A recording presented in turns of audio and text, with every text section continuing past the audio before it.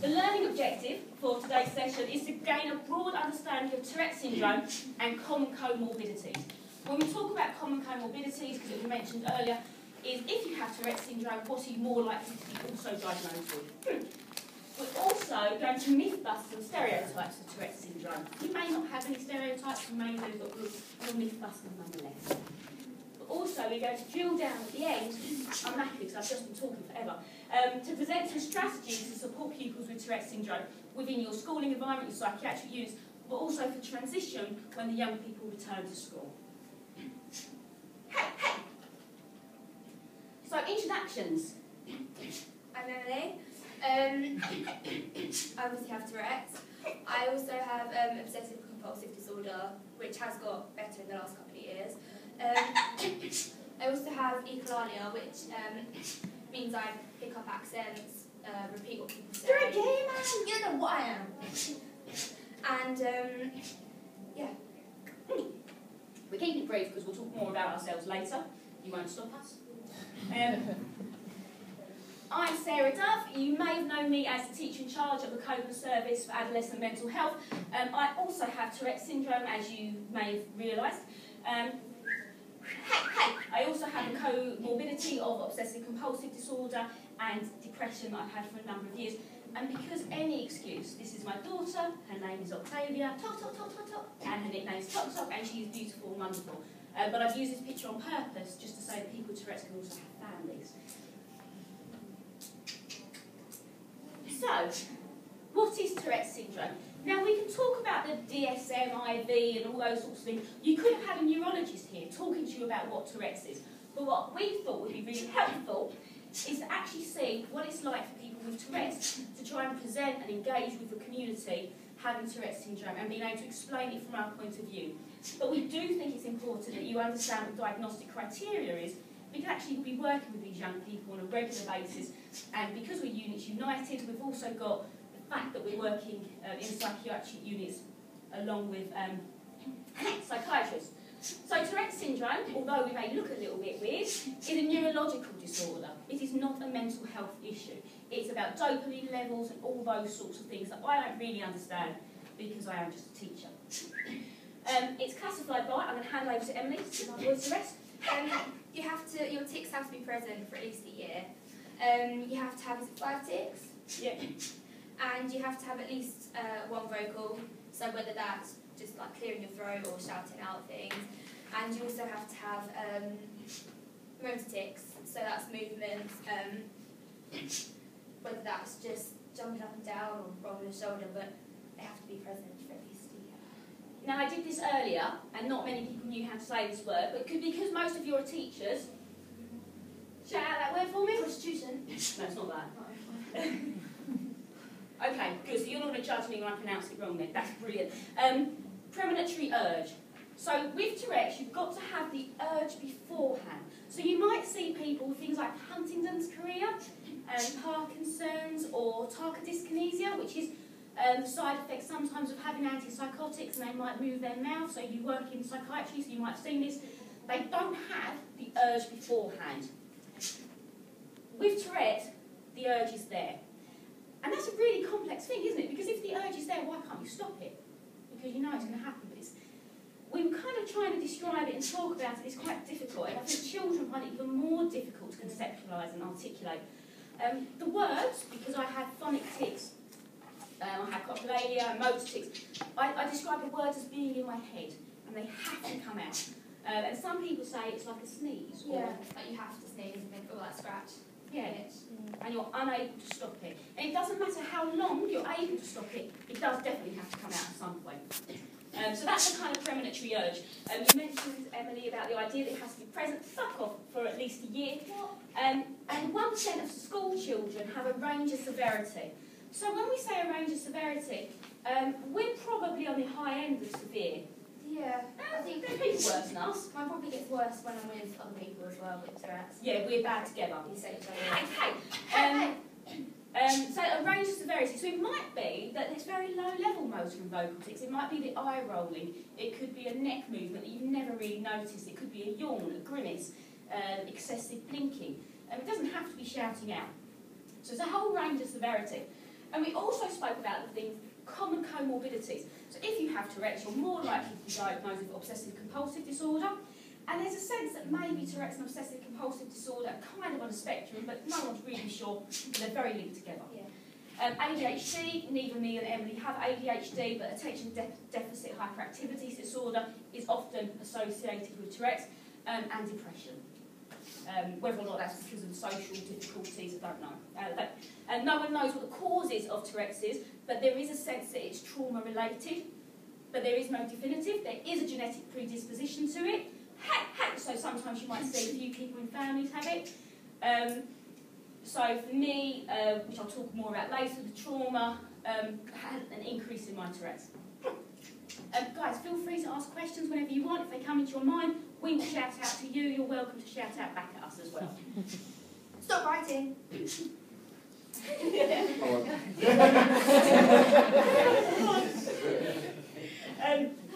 We said right at the beginning that we wanted to myth bust, and some things that we're going to look at is the idea that people with Tourette's swear. So often when you say to people with Tourette's, oh, I've got Tourette's, they go, oh, it's okay, I swear too. Brilliant. That's really helpful, makes me feel really included. The idea that people with Tourette's don't work. Now, I introduced myself right at the beginning as saying that actually my previous job was a teacher in charge at Coburn. I've absolutely worked since I was 18 years of age. The idea that you have restricted lives, I took the, I chose a picture of me and my daughter very purposefully. I have a family as well. And intelligence, I'm standing here in front of you, I think I'm a genius, you may differ, so hopefully that myth bust just by a conversation. So we can start with swearing. Hey, fuck off. I have coprolalia, you may have noticed. Emily, you don't? I don't. If I do swear, it's because I'm copying. Yeah, so you have echolalia, which is the copying, the repeating. But actually, 90% of people with Tourette's syndrome don't have coprolalia. But it's just a lot more interesting, isn't it? On television, it's a lot more, oh wow, that's quite fascinating. But also, it's more offensive, you're more likely to notice. If I do that, a motor tic doesn't really disturb anyone. If I shout something offensive across the room, because I'm unable to control my volume, and I'm unable to control my vocal tic, it's a lot more noticeable anyway. Hey! So I did really want to say that actually 90% of people with Tourette's syndrome don't have coprolalia.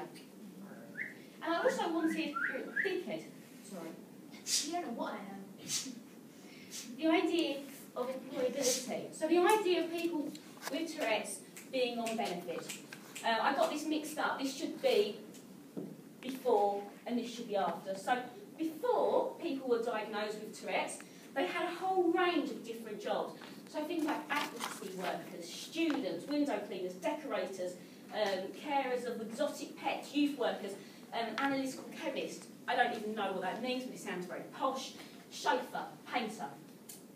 And then after, remember I said it swapped round, after a diagnosis of Tourette's, what people did thereafter, you'll see there's loads of people who are teachers. Loads of people that are teachers. Group coordinators for Tourette's Action. And yes, absolutely, there are some people on employment support allowance, but you can see that's smaller. Actually, the less people that I polled from one of the forums that I administrate for was actually less people were on benefits and more people worked. Hey! I think we're talking very quickly. It feels like time's going quicker. Shh. Be quiet. We wanted to speak a little bit about our reality of Tourette's. We very briefly said, oh, we are diagnosed with this, but actually that doesn't give you a real understanding of how Tourette's affects our everyday life. Who wants to start? Is it my turn? You can start. Okay, I was diagnosed with Tourette's 2 years ago and 1 month, I believe. I had what I would describe as low-level tics from the age of 17. I didn't really notice. And they would be things like squeaks and noises, and normally when people irritated me, actually I don't get irritated very frequently, so it wasn't so bad. Fuck off. And then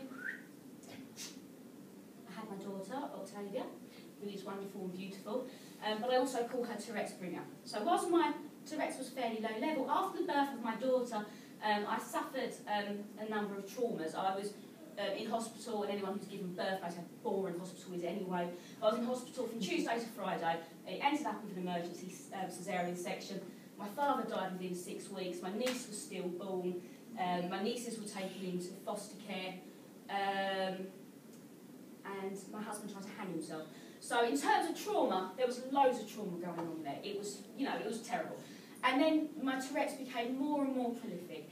And I was finding, because I went back to work very quickly, because work is my coping strategy and I love work. I'm not even looking for employment anymore, John, but I'm still saying it. I was finding that I was unable to contain myself within meetings. So I would be in clinical review meetings, which we've probably all seen and been really bored with. And that was kind of okay before my Tourette's kind of escalated. But I was finding I had to leave in order to what I call tick out. So I'd have to go, tick out, come back, tick out, come back. And then when I left to go home at night, when I was in the car, I was no longer able to sing, I love singing, to sing songs without being interrupted constantly by ticks. So those were movements and those were words as well. And my husband said to me, he switched on the TV and he switched on a guy called John from a TV programme called John's Not Mad, who I now know, and who's got quite severe Tourette's. And he said, tell me how you're different from this man. I think you should go to the doctors. So I went to the doctors and I got an emergency referral, fuck off, to Queen Square in London. And I got my diagnosis within about 40 minutes, really. And they just look at your kind of history. I had tics for a long time. They made sure it wasn't other things like Huntington's and stuff like that. And I started on medication because I thought, actually, yes, something is wrong with me and I need to take medication because I'm unable to function in my normal life. Fuck off. So I started on medication called tetrabenazine, which is also used for things like Parkinsonian type disorders, and it sort of works on your dopamine levels. And yes, it worked excellently. It worked so well that I took it and I was asleep in 30 minutes. So it actually didn't help me function because I was too tired. So it didn't help me with my social life because I was asleep.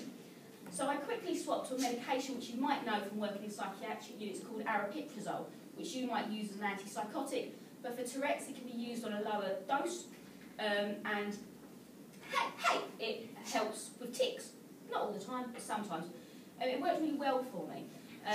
But on starting it, again, because you work in psychiatric units, you might have seen children have what's called aphasia, which is the agitation, unable to sit down because they've just started their antipsychotic medication. No one ever told me, and I didn't realise how uncomfortable and awful and terrible aphasia is. It is the most devastating thing, and it's really weird thinking I cannot sit still and I have to move, as demonstrated by Emily beautifully there. And I was on aripiprazole and I put on a few stone and it stopped working for me, so I came off medication and I'm now only on medication for my obsessive compulsive disorder, which is more interruptive of my life and depression.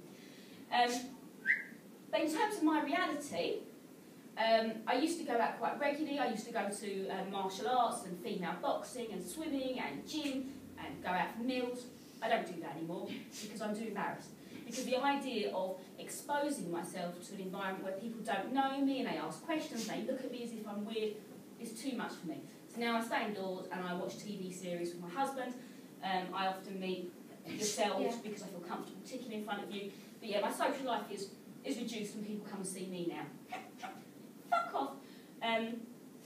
But I work. I'm head of a secondary provision in Bexley. I work full time. I have a daughter. I have a husband, and I do a lot of work for Tourette's Action as well. So in terms of my functionality, it's still there. And one of the things I never ever tick. I never have the urge to tick when I teach. But I'm too high up now, so I don't teach. So what I do is I have a private lesson once a week. I teach a little boy with ADHD, which is fabulous, and I don't have the urge. And for a moment, it's peaceful and quiet. Your turn. You're a dickhead. So I was diagnosed quite young. I was diagnosed when I was 4. I think most people usually get diagnosed around kind of 12, 13 because puberty kicks in, so tics become a lot more obvious. They believe I've had tics since I was about 8 weeks old because I had a really traumatic birth, so I got like stuck and then I got like yanked out and then I had to be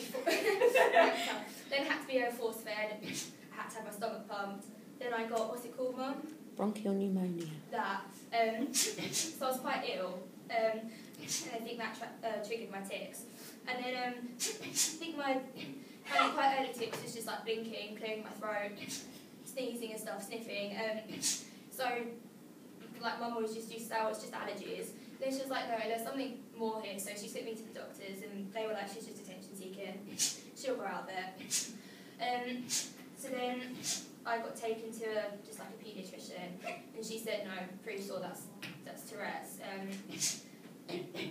So yeah, then I got diagnosed with Tourette's. Growing up, it was actually alright. Like primary school, my tics and my OCD were quite obvious. But actually, the little kids didn't really care. It was the teachers who made a thing of it, who like kind of picked on me, made like remarks and stuff about it. But I guess I was too young to really know that the teachers were kind of doing that. So it was okay. And then I went to senior school, and I went to a private school, and it was really small. And there were only 6 girls in the whole year. So teenage girls anyway, horrible. But when there's only 6 of you, it's really hard because there's nowhere really to go. You're fucking not. You know what I am. I did get bullied. At first it wasn't too bad, but then they started like throwing my bags in bins, throwing my medication around, kind of picking on me quite bad, which did like really knock my confidence. I became really shy, quite quite like I didn't really open up to anyone. I didn't really speak to many people. And then I moved schools, so I started a new senior school, and I absolutely loved it. They were great. Everyone was really understanding. They put really good strategies in place, so I could tick freely in class. But if I felt like I had to go and have tick out time, I could go to a room in learning development. I had staff there for me. During exams, I had a separate room. Rest breaks if I needed them, extra time and stuff, so it was fine. I'm not on medication at the moment. I was on Sulphuride from I think the age of 4 to about 13, but they took me off it because it didn't really do much in the end, and it exacerbated behavioural issues and stuff. I've just started college, and it's been quite a hard transition. Because it's new people, new environment. My form class now I've got Tourette's, but then you're going into other classes with people who don't necessarily know. Most people have been quite okay about it, but it was only yesterday that I actually ticked in front of people since I've been there, and I've been there just over 2 weeks now, so it's been quite hard.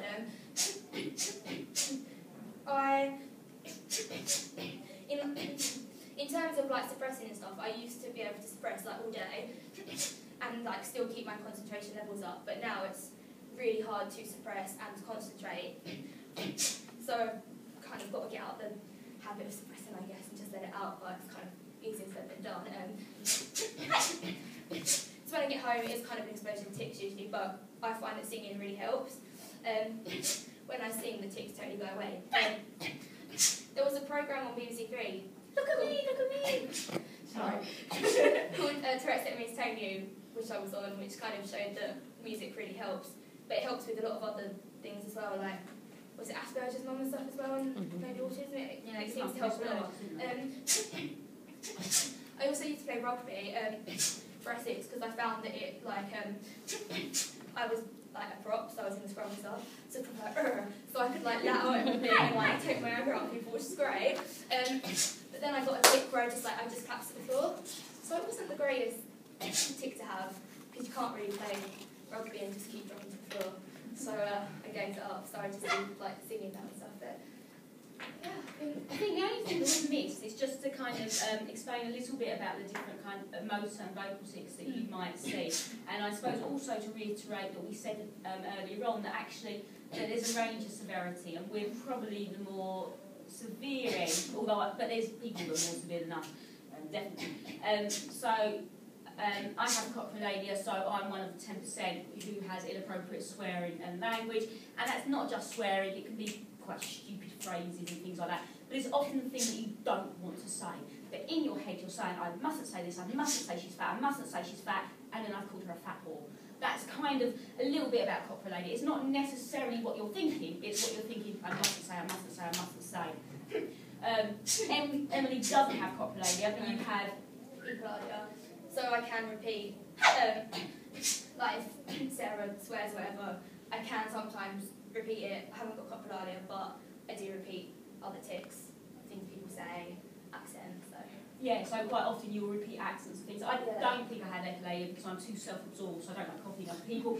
But there's also something called palalia, which is the repeating of yourself. So what you sometimes people with Tourette might say something and then they might say it again. In terms of motor tics, Emily spoke about the idea of dropping to the floor. We call them tick drops, thank you, well demonstrated. Not many people have tick drops, but they're kind of really irritating. And we spoke about the idea of the premonitory urge beforehand, the idea that you can feel it. I've only had 2 tick drops, which I fell to the floor. I knew what it was, I was mortified, I was getting my hair done, I hurt my knees. I didn't have the knowledge that was going to happen, but I haven't had them since.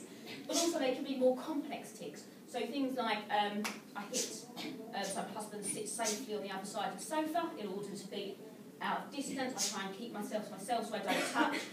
My daughter very often says to me, Mummy, you have to ask permission before you touch my hair. Because one of my more complex tics is just gently to touch her hair and things like that. And obviously, I suppose we've demonstrated probably a fair number of our tics anyway. Yeah.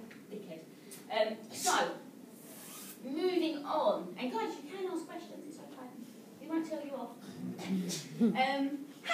If you could take one of these and pass them on in pure teacher fashion, that would be absolutely fantastic. What we did is, this is quite a big booklet, because everyone with Tourette's is different. So actually, we have different tics. The people that we know with Tourette's have very different tics. So rather than just having what helped us, we basically polled the Tourette's forum that we're on, Tourette's Lifelong Care, and just said to people, what have you found helpful in order to manage your tics, or as a parent, what have your child found helpful? So this is a fairly comprehensive list. Hey, mustn't talk. This is a fairly comprehensive list of things that we found helpful, but you might find other strategies. But the first port of call is you ask the child directly.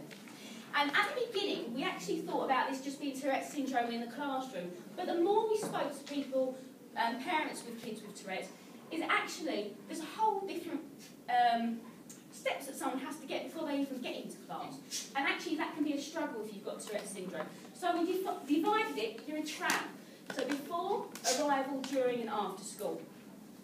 So the things that we spoke about, I'll speak loads of them, feel free to, you don't have to. The things that we spoke about is even before you get to school, you send the kid on public transport, and we know there's not a lot of teacher support on public transport. I know when I get transport and I'm ticking, it's embarrassing, it's noisy, it's busy, but I'm with adults, so no one's going to bully me, no one's really going to say anything to me because I hold my own. But when you're a child, and you've got all these people around you, and children from different schools who look at you, and you're in your school uniform, and you're moving, you look weird, and you're grimacing, that's really, really stressful, really difficult. So even transport, the arrival can be quite hard. And cheers. And you said in the other presentation about the kind of your obsessive-compulsive disorder, which is a common comorbidity, and how you struggle to get to sleep. It would take you, I'll hand it over to you, you tell them. It used to take me about 2 hours to actually get upstairs, and then probably about another hour to get to sleep, because my OCD rituals were like really bad. So if anyone interrupted me whilst I was doing it, I'd like absolutely freak out and have to start again and stuff. So I used to be like really tired and stuff the next morning, and then I also used to have the OCD where I had to put clothes on in a certain order, and if it didn't feel right, I had to start again. So that would usually slow me down as well. Now it's just ticking again, just slowly. Yeah, so you can have a tiredness of actually ticking before you sleep might make you tired before you even get to school. On the arrival to school, what nearly every parent and child that we spoke to with Tourette said is just having someone available. It doesn't have to be a 20-minute session. It's just a moment where you can say to an adult, actually my journey to school was really difficult, I'm feeling a bit stressed, can I have a glass of water? Okay, go into class. Rather than having stress in class. So just having a key worker, they know they can just talk to them and just return into class straight away. I'm very much an advocate of getting kids in class, so it's not a strategy to keep them out. Okay, so you finally get into class, so you've got Tourette's, you're sitting down. One of the things that you might have noticed we did in the conference, so as not to make lots of noise, is we sat at the back. Because what we didn't want is the flaying of the arms and Emily licks me and touches me, she's fairly bizarre. I didn't want you all seeing that, strange. So we sit at the back. Also it meant that we could quickly pop out and have what I call tick-out time. My ticks are there, they're in my being. I go out, I tick, you probably heard me, I make noises, but it was quick and efficient, then I came back. So there's all different things here. Now I know, for example, fiddle toys aren't going to help me. It doesn't help me. But a lot of the boys with Tourette's actually found that quite helpful. So this idea of playing and manipulating things. Would you like to talk about music? Because music doesn't help me at all with my Tourette's. Yeah, listening to music as well as like just singing helps. I still tick when I listen to music. Just not as much, but the last year of school, it was really hard because obviously there was a lot of work going on and the teachers were talking kind of a lot at us before exams, so I couldn't really listen to music, otherwise I'd miss stuff.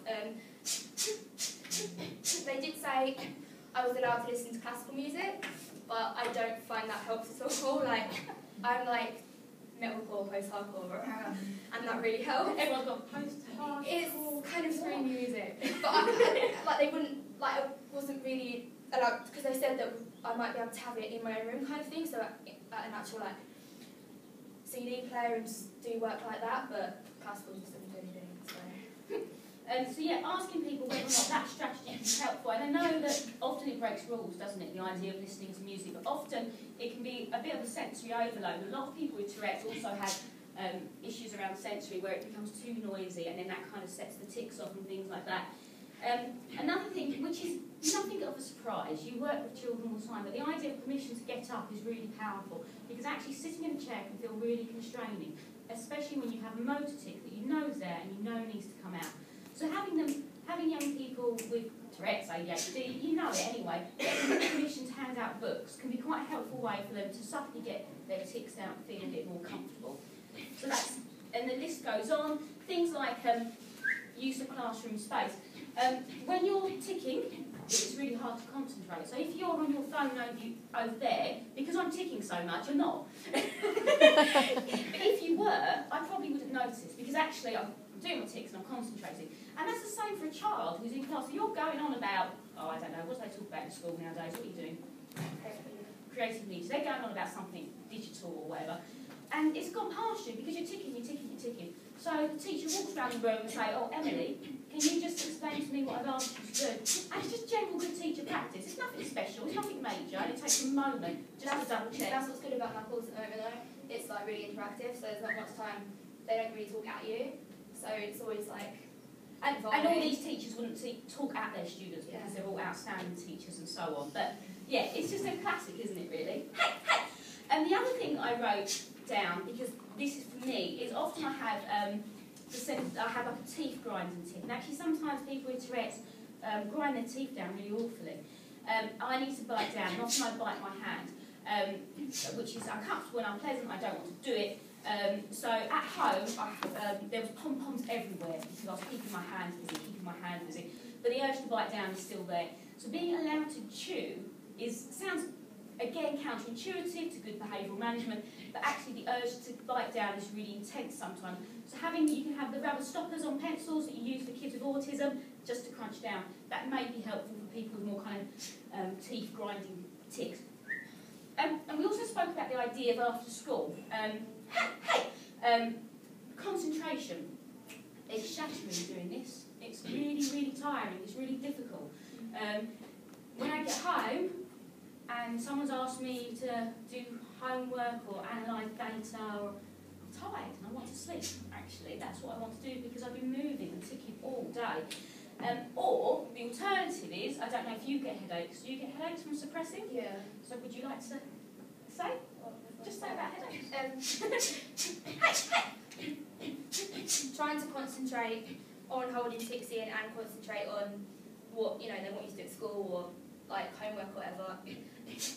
It's really hard and it just totally gives you a headache, and like I think that also tires you out more than just the ticks. Yeah. And then like if you've been suppressing all day, they kind of have to come out at some point. So this massive explosion happens, and that gives me a headache as well, because it's just loads and loads all at once. I describe it as a flurry of ticks, so boom, boom, boom, boom, boom. So I might have been in an important meeting and I didn't want to tick in front of someone, so I'll have a flurry of ticks, and I quite frequently get headaches.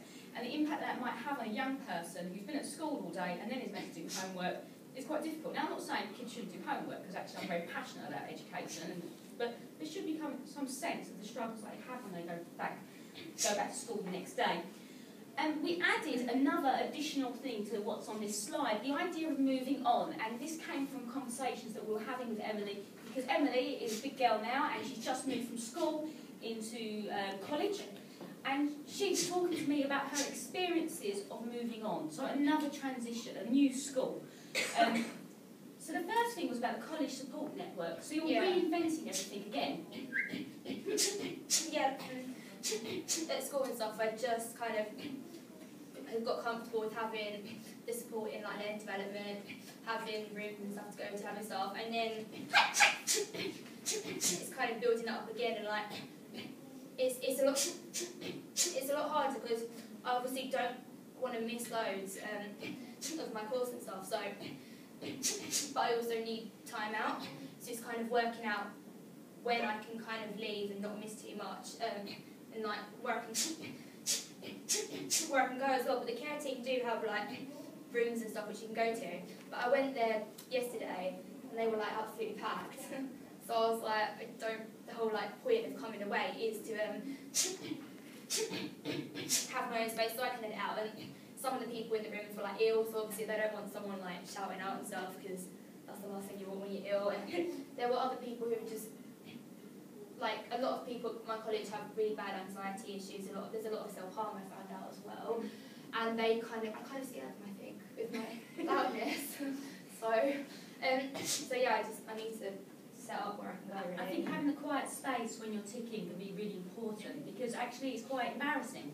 And I've known you possibly for a number of years, if you've not seen me tick, but actually it's quite embarrassing to tick in front of other people. And you don't necessarily want to say the things that are in your head and that come out, and you want to have that space where you can just have quietness and just have a moment. Yeah, I've left the class, I don't want to come back, I don't want to have to then go to a space where there's just like 4 people. Yeah. And I've got the luxury of having my own office, so it's not too much of an issue, so I've already got that space.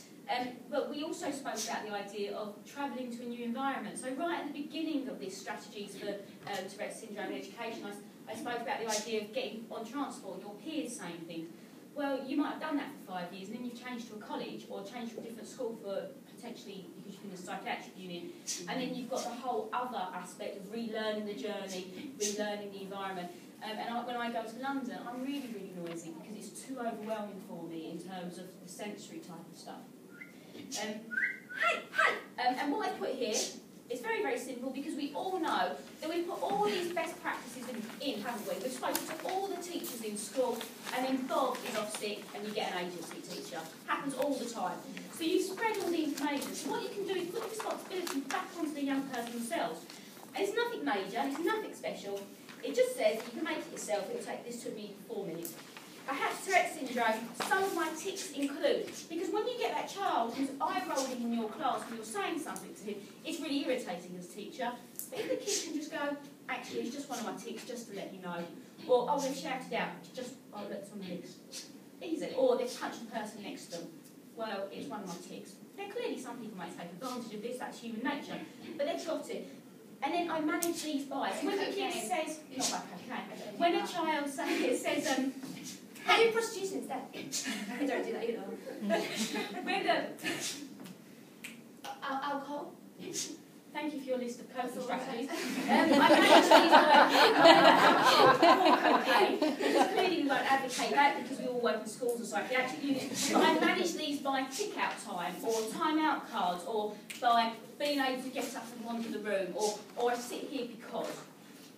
Very simple, and on the back it just says Tourette syndrome is a neurological disorder, blah blah blah, just in case the teacher doesn't know. It's not rocket science, nothing in this, and bear in mind, I asked the people on the forum, there's 333 at the moment, I believe.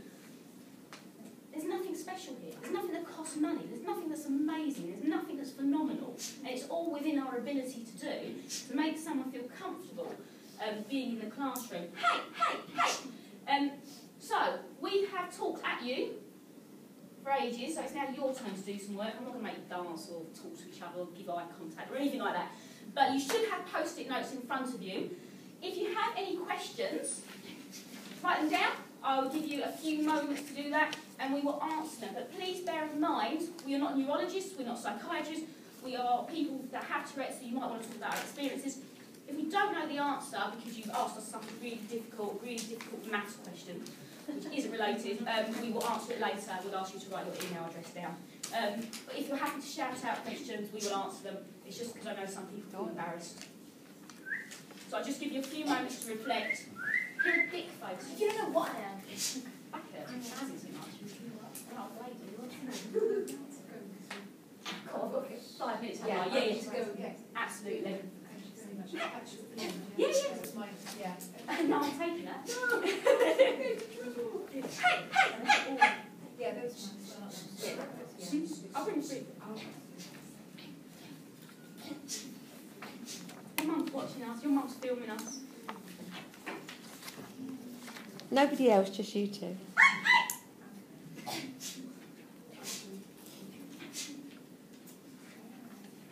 Okay, can you all see you writing very well? I'm not going to work the room. You all understand what the question means? Hey! If you don't have a question, that's equally okay, by the way. I'm not going to mark you down. Hey!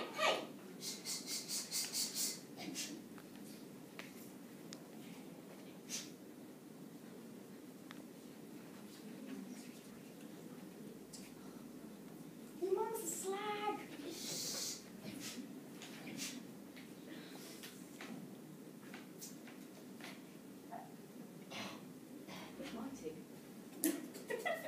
Don't worry. Has anyone got any questions you want me to just still collect? I'll come back. You're still writing. You can tell I'm a teacher, can't you? Thank you. I won't judge, I won't see who's asked what.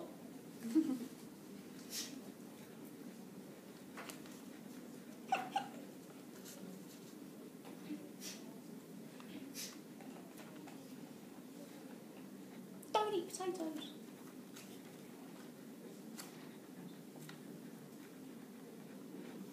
I've got an essay over here. So please do not read out. I mean, that's. Do you just want the answer? Yeah. If I know the answer. Right. Hey! Oh, this is a nice one. Hey! Fuck off. I'm not sure of the best way to react to a young person ticking. Is it best to ignore the majority after we've had a first chat? Everyone's different. So people have different experiences. Yeah. Do you want to talk about your experiences of how you want people to approach you in terms of ticks? And then I'm not sure the best way to react to a young person ticking. Is it best to ignore? Most of my teachers did use just kind of ignore because they were used to it. Sometimes I don't know, ticks can be quite funny and stuff. I don't mind if people laugh, but as long as they're laughing kind of with me, not at me. So, but yeah, mostly people just kind of get on with it because it's just there all the time. So, but some people don't like it to be brought up. Is that right? Yeah, you know more about. Yeah. I just have a next question to that, although it wasn't mine. What exactly do you expect of people people who see you for the first time, because obviously you're aware of your tics Yeah. and you know that people see them, so do you feel comfortable when they just ignore them, or they notice them, or they talk to you about them? What is your expectation of it? If I like meet someone for the first time and I do tick, I don't mind them kind of bringing it up and like, asking about it. I'm quite happy to like, answer questions and stuff, because I'd rather they ask than like not know whether they can or not. Do you get what I mean? I don't mind people asking stuff. Usually when I meet people for the first time though, I do kind of suppress it, which probably isn't the best thing, because then when you get to know them and all of a sudden they see me tick, they're like, what? I've never seen this before, kind of thing. So usually if I'd met all you guys just and it wasn't for a Tourette thing, I probably would have suppressed, but we're here. Yeah, for Tourette stands, you know, I'm Sarah. I had a work name and a non-work name. Sarah has been setting me off, so. Em set me off as well. In terms of my experiences of how I want people to react to Tourette's, is actually I think it's disingenuous not to say something. If you've got someone shouting and swearing and making all these noise and movements, I think it's okay to ask, have you got Tourette's? I think that's okay. Just like yeah, otherwise it's just like, for us, it's the elephant in the room, isn't it? It's like, this person's acting in a really bizarre fashion. I think it's okay to ask, oh, you know. But in terms of laughing and things like that, it's the same with Emily. Sometimes what I say, because I've got cochlear, is really, really funny. Really funny. And again, it's disingenuous not to laugh at what I've just said. But what I find frustrating is when people answer every tick that I do. So I might say something, and my husband does this, bless him, so don't be showing the video. He will answer nearly every one of my ticks, and I just think, oh, for goodness sake, I just want to have a conversation, just ignore the ticks and move on. The best person that responds to my ticks is my 4-year-old daughter. She knows exactly when I'm ticking, she ignores it. The only thing that annoys her is when I touch her head as one of my ticks, and she tells me off, and that's fine. So actually, I'm okay about people asking me questions and talking about it. It's more about my own kind of embarrassment. The question, do you tick in your sleep? Your mum answered earlier. Yes, she does. Yes, I tick in my sleep as well. I can't have a bedside cabinet next to me because I was forever flinging my arms out. I also had vocal tics in my sleep. It doesn't really affect me getting to sleep. I tend to drift off quite quickly though. it takes me forever to get to sleep. But it takes me forever. I asked that question because I was. It must be so physically exhausting to tick all the time.